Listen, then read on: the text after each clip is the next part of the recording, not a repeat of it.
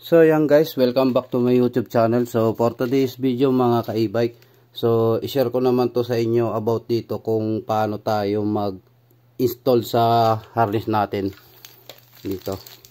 So ito na yung bagong labas ng harness mga ka-e-bike. Hindi na yung kagaya dati ng binablog ko na universal. So ito na yung magandang harness ngayon na matibay siya. So ito pwede to sa 48, 60 volts, 72 volts. So ito siya. Saka naka-convert na to sa 12 volts mga ka-e-bike. So ang kagandahan lang yan pagka once na yung nabili nyo is ganitong harness na naka-convert na siya sa 12 volts na accessories. So kung ayaw nyo ng 12 volts, so pwede nyo siyang i-convert ng 48 to 60 volts siya mga ka-e-bike. Okay? So ito may i-share na naman ulit ako sa inyo about dito kung paano tayo mag-install sa harness natin papunta ng controller, panel board, busina, breaker, tapos itong converter, itong switch natin mga ka-e-bike hanggang doon sa motor hub natin. Okay?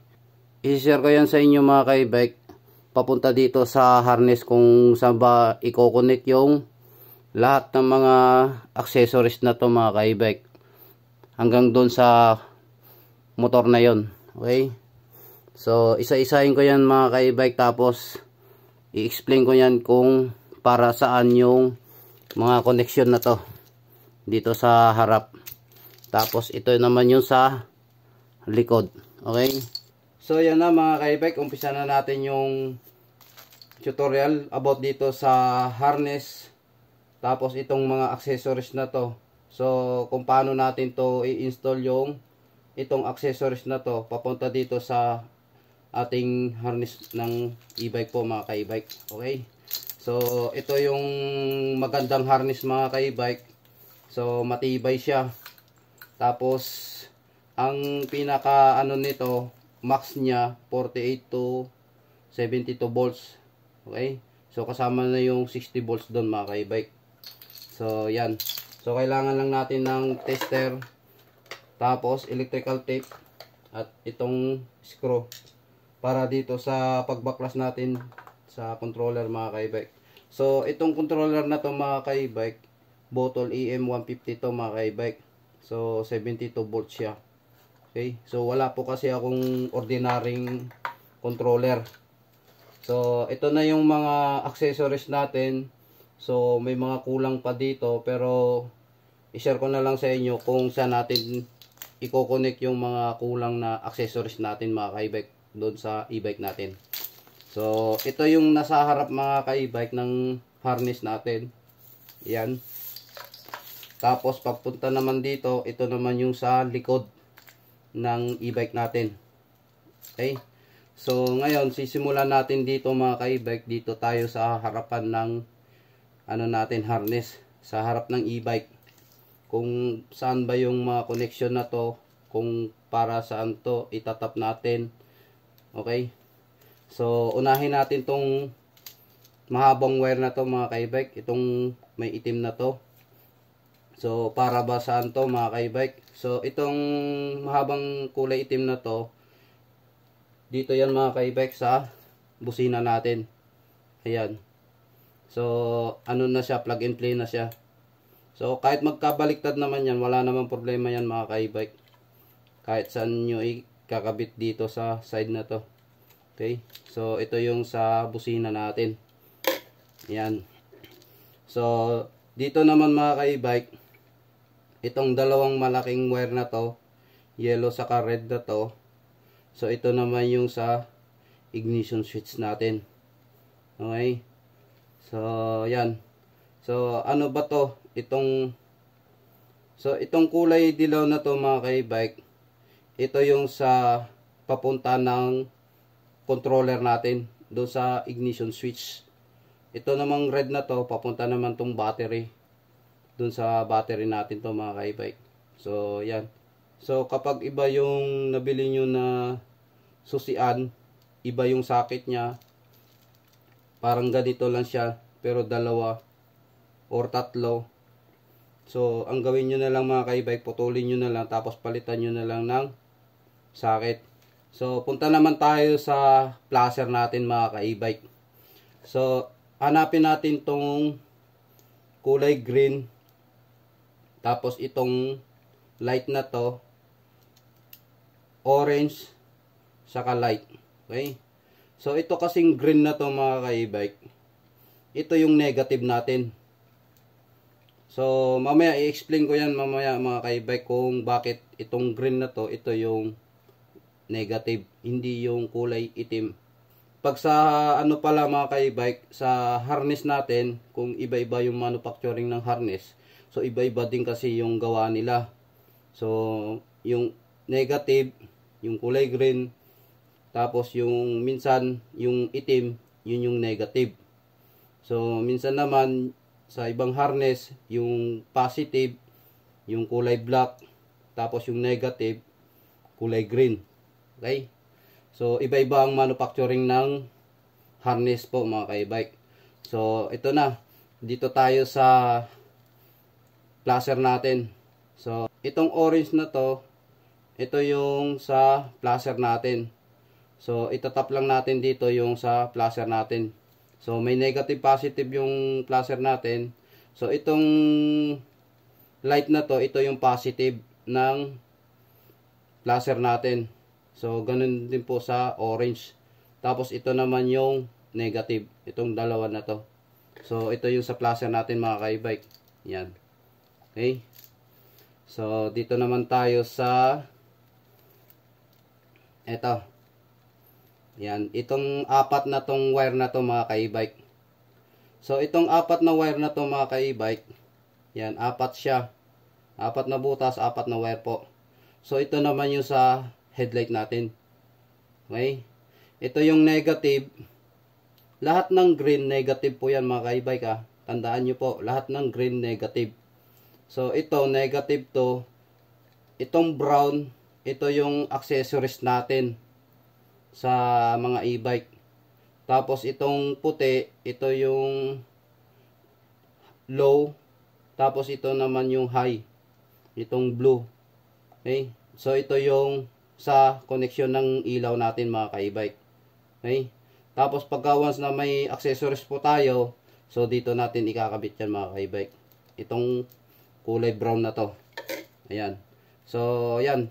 Apat na wire para sa accessories natin at sa headlight natin. Yan. Okay? So, pagdating naman dito mga ka-e-bike, yan. Dito naman tayo sa single wire. Pero, ang butas niya dalawa.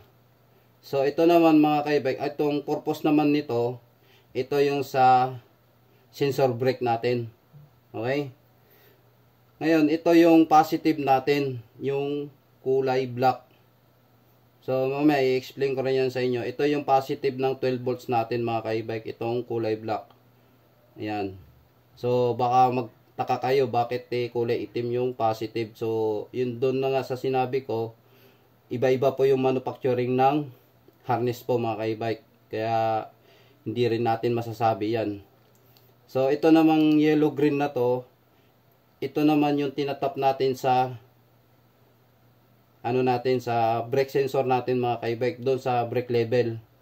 So may negative positive yun doon mga ka-e-bike. Pagka once na dumiin yan doon, pag pinireno natin, so magsusupply yan dito galing ng positive 12 volts papunta ng ano natin, controller. Tapos sa may preno natin, sa may tail light. Okay? So, ito yung connector niya mga ka-e-bike. Yan. So, tapos na tayo dito. Tapos, dito naman, itong kulay red na to, ito naman yung sa throttle natin. Ayan. Dito yung connector ng throttle natin. Okay? So, dito naman tayo sa tatlong wire naman. Itong kulay puti na sakit na to. Pero tatlong wire siya. So, ito naman yung sa 1, 2, 3 natin, sa gear. Sa gear natin to mga ka-e-bike, itong connector na to. Yan. So mamaya ipapaliwanag ko rin yan sa inyo. Pagdating kasi doon sa huli niyan mga ka-e-bike, sa likod, minsan dalawa lang yung connector niya. So pagdating naman sa harap, tatlo siya. Okay? So dito naman, itong socket na to mga ka-e-bike, itong 6 na butas na to mga ka-e-bike, ito yung sa panel board natin dito sa dashboard. So dito natin i-connect yung dashboard natin. So yan, dito natin i-connect yan mamaya. Ito sa relay natin. So dito naman natin i-connect yung relay natin. Ayan. So ito yung negative, positive, tapos ito yung sa supply ng relay natin papunta ng placer. Okay? Itong wire na to mga ka-e-bike, yan, itong dalawang wire na to, na tagdadalawa na to, so excess yan mga ka-e-bike.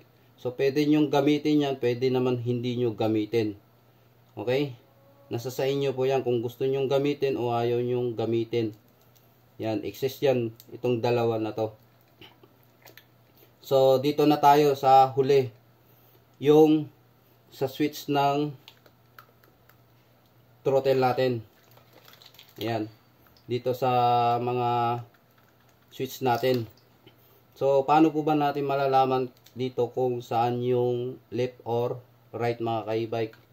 So, madali lang yan mga ka-e-bike para malaman natin kung saan yung left or right natin na switch po. So, pagdating po dito mga ka-e-bike,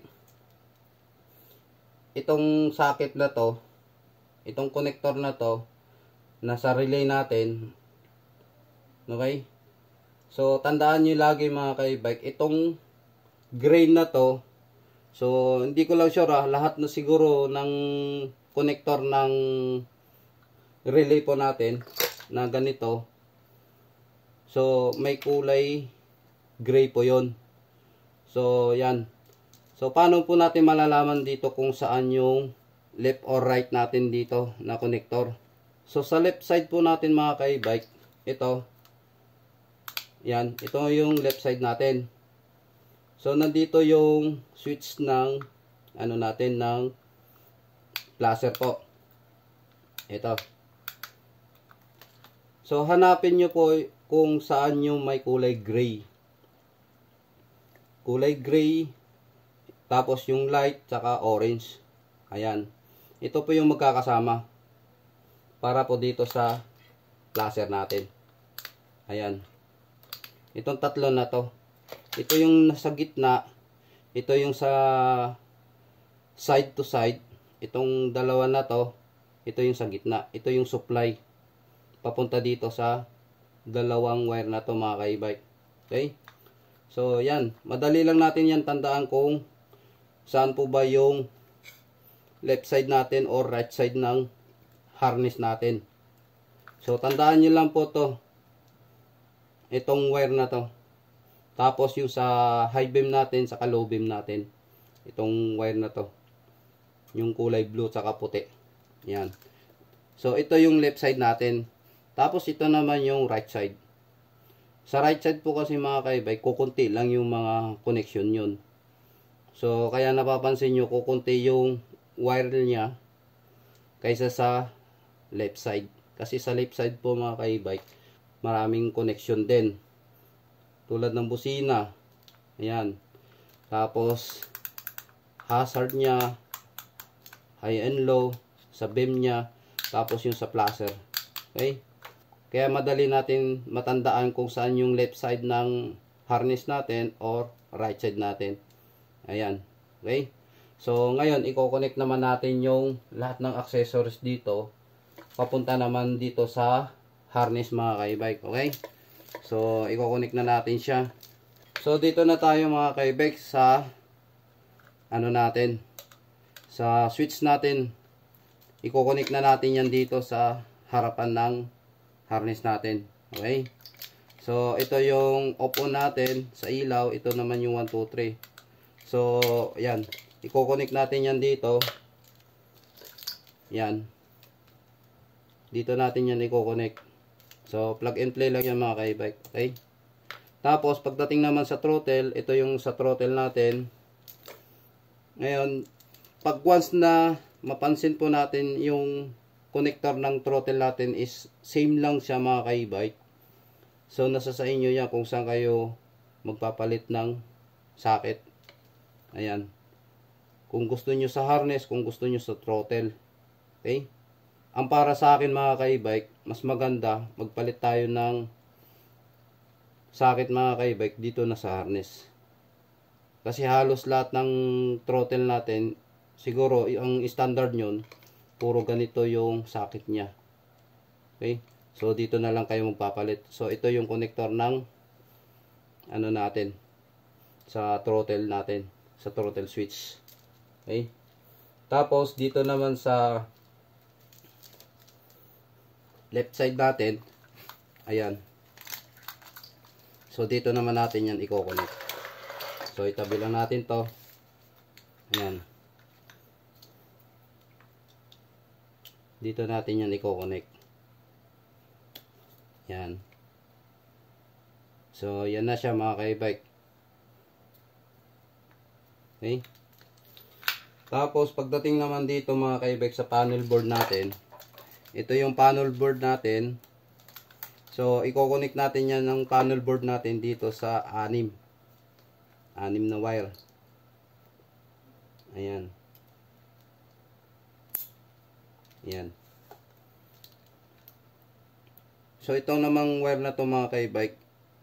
So ito yung kino-connect natin kapag once na may kulang yung ating dito sa panel display. Kapag once na naka 48 to 60 volts siya, so pwede nyong i-connect tong mga socket na to, or 72 siya.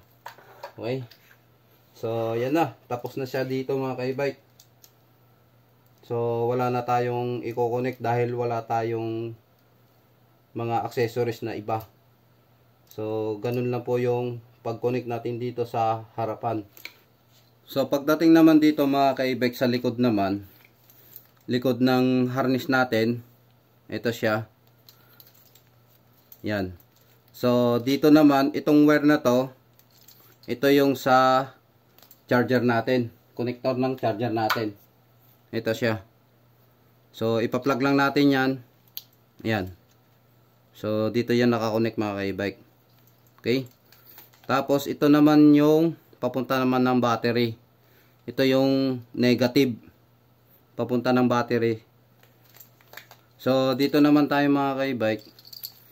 Itong wire na to, so ito naman naka-connect naman to sa ano natin, breaker. So ito yung breaker natin. Dito natin i-connect yan. Yan, i-scroll lang natin siya mga ka-e-bike.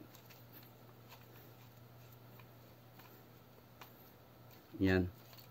Pag once na nakabit na natin yan, tapos may isa tayong wire na ganito, itatap naman natin yan dito.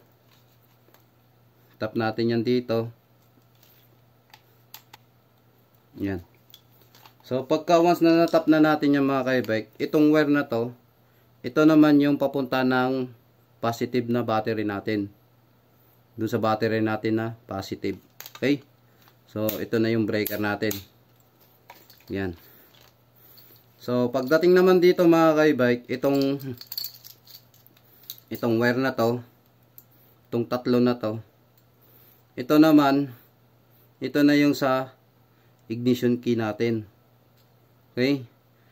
Ito, sa controller na natin to ikakabit. Sa positive ng controller, tapos sa negative ng controller natin. Itong green, yung negative, itong red, positive, itong yellow, ito naman sa ignition key, papunta ng controller. So itong tatlo na to, doon na to sa controller natin. Yan. So ito naman tayo. So dito mga ka-e-bike, ito na yung connection ng converter natin. Ayan. So kanina in-explain ko sa inyo bakit green yung negative, tapos yung positive is itim, kulay black siya. Okay? So pagdating dito mga ka-e-bike sa converter natin, ang standard talaga ng 12 volts natin kulay yellow. Ito yung positive ng 12 volts. Ito naman yung positive ng kung 48 or 60, 72 volts, ito yung positive. Okay, na galing sa battery natin. Tapos ito naman yung negative. So kailangan pag once na nagkabit po tayo niyan mga ka-e-bike, siguraduhin natin na tama yung naka-pattern dito. Yan. Tapos dito sa harness natin. Yan. Pag once na plug and play lang siya, tapos mapansin nyo, tama naman yung wiring niya. Ito yung positive na galing battery. Ito yung positive ng 12 volts.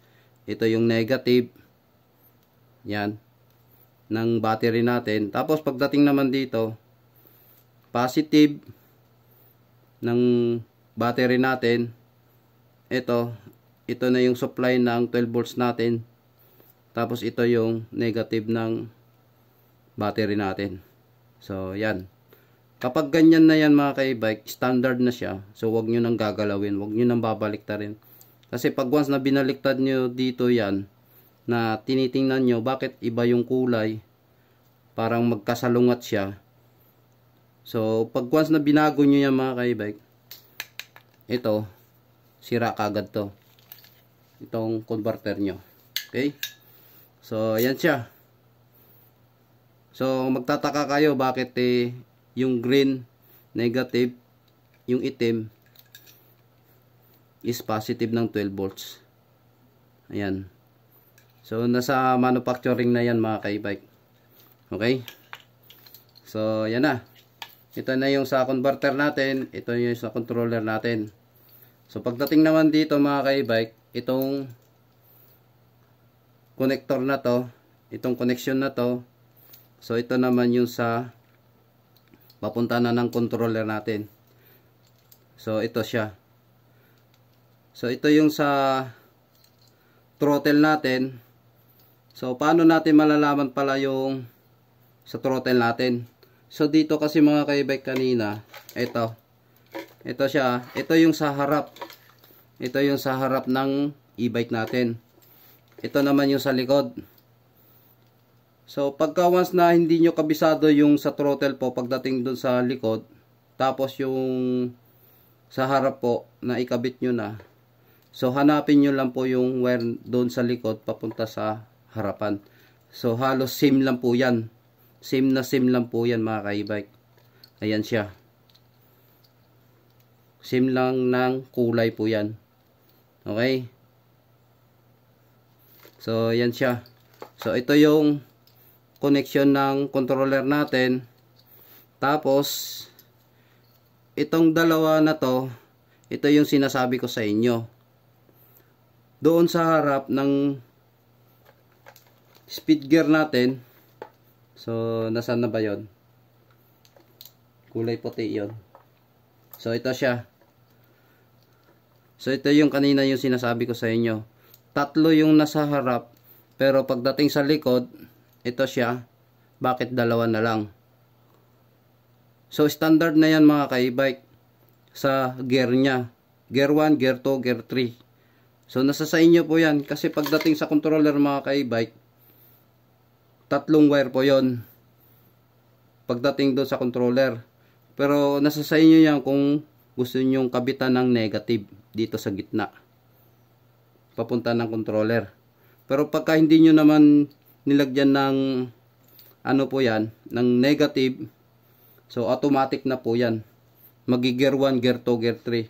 Dahil po dito mga ka-e-bike, ito yung negative. So galing din po yan sa may ano natin. Galing din po ng harness po natin yan. Nakakonect na po yan, nakasangan na po yan dito. Itong kulay green na to. Yan. Lahat ng green po mga ka-e-bike, yan po yung negative po natin. Yan. Okay. So dito naman mga ka-e-bike, ito yung sa may speed natin. Speed gear natin to. Para makita natin yung sa odo ng ating panel board. So pagdating naman dito, itong yellow green na to, ito yung sinasabi ko sa inyo, ito yung sa may papunta ng controller naman natin to. Ito yung sa sensor po. So nakakonect din po yan sa brake sensor natin dito. Ito, magkakonect yan dito mga ka-e-bike. Same lang po yan. Itong yellow green na to, tapos itong yellow green na to papunta ng controller. So sensor lang po yan ng controller natin. Depende po sa inyo kung gusto nyong i-connect or hindi. Okay? So dito naman, ito na yung pinakahuli ng harness natin mga ka-e-bike. Ito na yung connector ng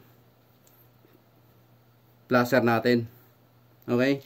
Doon sa harap mga ka-e-bike, same lang po din yan pagdating sa harapan. So ito siya.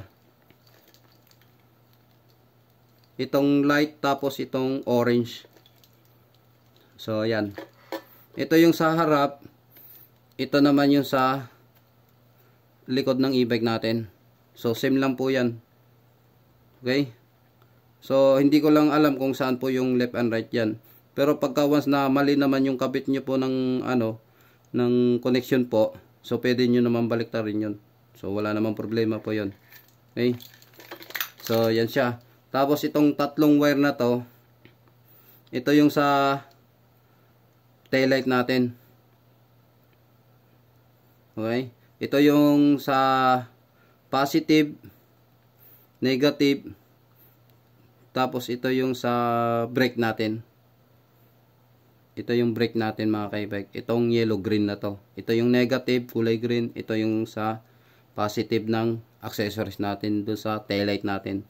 So ito yung tatlong wire na to. Ito yung sa taillight po natin. Dito natin i-connect yung taillight po. So pagdating naman po mga ka-e-bike sa controller, so i-connect naman natin yan dito sa controller. So nakalimutan ko pala mga ka-e-bike, ito yung sa relay natin. So i-connect natin to sa relay natin dito sa harapan. Ito yung sa relay natin mga ka-e-bike. Okay? So plug and play din yan mga ka-e-bike. Ayan. Yan. Ito yung relay natin ha. Basta tandaan nyo lagi mga ka-e-bike, itong kulay gray na to, ito yung connector ng relay natin. Pagdating naman dun sa may switch natin mga ka-e-bike, kung nalilito kayo dun sa connector nya, ito, kung saan yung left or right. So, tandaan nyo po lagi, ang left side po natin, nandun po yung high beam nya, busina, tapos yung sa on off ng placer po. So, nandun po yung, kahit hanapin nyo na lang po yung itong dalawang wire na to para dun sa placer natin. So malalaman na natin kung ito yung connection ng left side natin. Okay? So pagdating naman dito sa controller mga ka-e-bike, so i-connect naman natin yan dito sa controller to motor hub. Ayan. So ito yung motor natin. So iba yung socket nya. Ngayon lalagyan natin ng socket to. Ayan. Yan siya. So tingnan nyo na lang kung tama yung connection. So kung yellow sa yellow, red sa red, blue sa blue, green sa green, black sa black. Ngayon dito naman natin yan i-connect. Yan. Connect natin yan dito. So kailangan tama din pagdating sa hall sensor. So tabi lang muna natin konti. Ayan. Kasi kailangan natin tong ikabit itong controller papunta ng hub. Tapos itong harness. Yan. So babaklasin ko lang to mga ka-e-bike.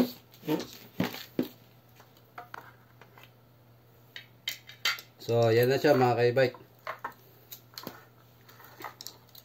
So itong controller natin to mga ka-e-bike, push button to mga ka-e-bike ha. Hindi siya yung kagaya nito. Yung 1, 2, 3 siya. Yung gear niya. So push button to mga ka-e-bike. itong bottle na to.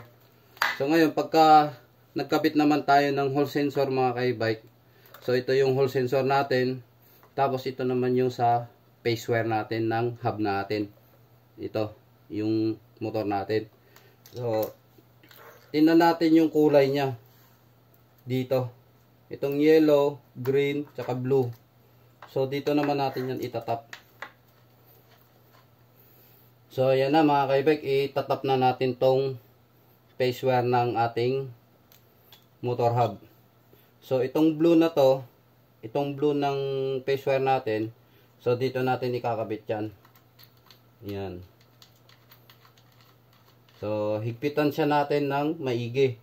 Tapos, itong green naman, dito naman natin yan ilalagay. So, kailangan magtugma yan mga ka-e-bike. Yan. Blue, tapos green. Tapos ito naman, ito yung sa yellow. Yellow natin to ikakabit.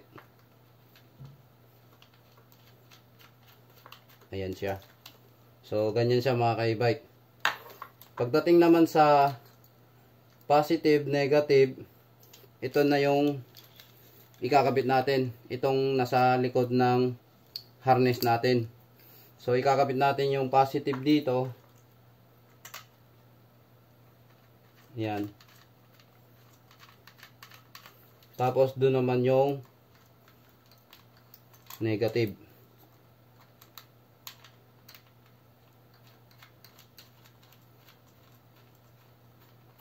So, yan siya mga ka-e-bike.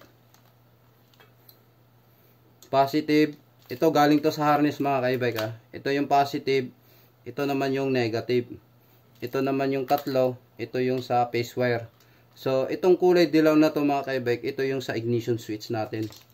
So, ang pagtap naman yan dito mga ka-e-bike, dito sa controller. Itong kulay dilaw na to na malaki. So, dito natin yan itatap. So, ito yung linya ng ignition switch natin. Tapos, pagdating naman dito, yan. Ito naman sa sensor natin. Ito yung sa sensor natin ng controller natin. So, same lang po yan mga ka-e-bike. Ito din yung yellow-green na to. So, itatap din natin yan dito. So, yan siya mga ka-e-bike. Pagdating naman dito, itong dalawang wire na to, ito yung sinasabi ko sa inyo na push button siya. So ngayon, pagdating naman dito, hindi naman siya push button. Okay? So, ang gagawin nyo dyan mga ka-e-bike, ito, sample lang naman to mga ka-e-bike ha. Sample lang naman to kasi wala kasi akong isang controller na ordinary. So, pagka ganito yung controller nyo, tapos, ang switch nyo naman na nabili, kung same lang sa ganito na ginagawa ko ngayon. So, ito, pwede nyong kunin to. So, paano nyo po ba malalaman yung wire nito? So, ang gawin nyo na lang po, i-tester nyo na lang po kung saan yung may continuity. Pag once na tinester nyo. So, kagaya nito, ito yung ano niya. Ito yung wiring niya. So, ititester natin niya mga ka-e-bike para makuha natin yung connection niyan. So, on lang natin yung tester natin. Tapos, itester natin tong dalawang wire na to. Kung may continuity po ba yung ano natin. Tester natin. Wala. So, yun. So, dito, sa R niya, wala. Pero pagdating dito, itong sign na to, so, mayroon siya. So, ang gagawin natin mga ka-e-bike, itong wire na to, ito yung kukunin natin. Tapos, itatap naman natin yan dito sa tatlong wire kanina. So, dalawang wire lang ang kukunin natin dito. Hindi na tatlo. So, tatanggalin na natin tong kulay green. Tapos ito naman yung itatap natin itong dalawang wire na to. Itong yellow white tapos blue white. So dito natin yan itatap. Pagdating dito yan mga ka-e-bike, sa throttle natin, doon sa may switch. So pagdating dito sa likod naman, itong connection natin papunta ng controller. So ito siya. Sa bottle mga ka-e-bike, ito yung post button. So yellow black tapos red na may white. So ito yung sa post button natin. So dito natin yan i-connect dito sa socket na to. Yan. So pagka na-connect na natin yan, okay na siya. Tapos sa may throttle naman mga ka-e-bike, ito yung sa throttle natin. So i-connect natin yan sa throttle dito. Tapos dito sa gitna. Ayan. Tapos dito sa side. So yan, ganun siya mga ka-e-bike. Okay? So yan na siya mga ka-e-bike. So ayan na mga ka-e-bike, tapos na tayo sa pagtuturo ko dito sa about sa harness. Tapos dito sa mga connection niya. Dito sa mga switch, mga panel po, yan, lahat po yan, pati dito sa controller, sa hub, pati dito sa breaker, converter, yon. So yun mga ka-e-bike. So sana may na-share na naman po ako sa inyo about dito sa harness po, tapos lahat po ng mga connection nya. Ayan. So pasensya na kayo, wala kasi akong ordinaryong controller. So kung may ordinaryong controller po ako, so lahat po sana dito, itong connector na to, so na-connect na sana yan natin. Okay, na-share ko po sa inyo yan. So ito kasing controller na to, bottle to mga ka-e-bike. So hindi ko naman masyadong kabisado tong wiring nya. Ang alam ko lang dito yung mga kailangan ko lang i-connect para mapagana tong bottle na to. Okay? So yan. So yan mga ka-e-bike. So sana may naitulong na naman ulit po ako sa inyo about dito sa pag-install ng mga accessories natin. So yan lang mga ka-e-bike. Maraming salamat sa walang sawang pagsuporta sa aking YouTube channel.